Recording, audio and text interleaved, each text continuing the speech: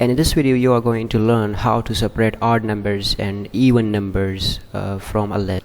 So let's suppose we have a list 1 and having elements like 1 2 3 4 5 6 and so on and so forth. It will take too much time, so in order to do that we need to use for loop inside the list. So I took variable x, which is the element of the list, and for x in range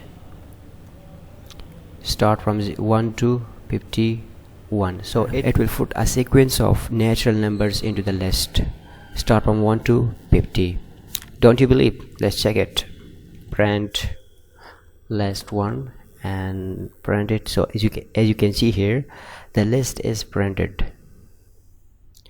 Start from 1 to 50, as you can see here.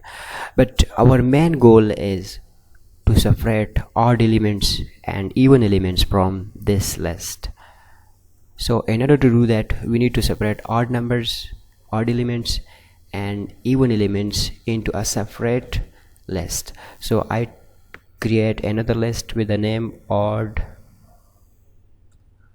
even list and I keep it empty, and the second list should be odd list and keep it empty. Okay. Now we will access each element of this list in order to check whether it is odd numbers, odd elements or even element. If the member or if the element of this list is odd, so it should be put into the odd list, and if the element of the list is even, it should be put into the even list. So we will do that with the help of for loop.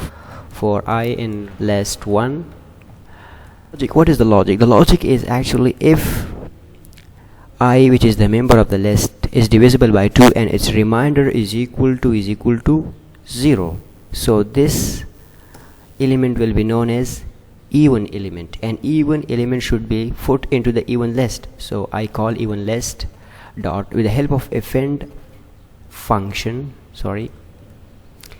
append function I use to append I into the even list. So this I will be put into the even list with the help of this append functions. Okay, if it doesn't happen, if the remainder is not equal to 0, so what should happen? This should be ignored and the I should be put, so else I should be put into the odd list. So I called odd list dot append I. If the member of the list is divisible by 2 and its remainder is equal to 0, so it means this element is known as even element, and even element should be put into the even list definitely. If the remainder is not equal to 0, so what should happen?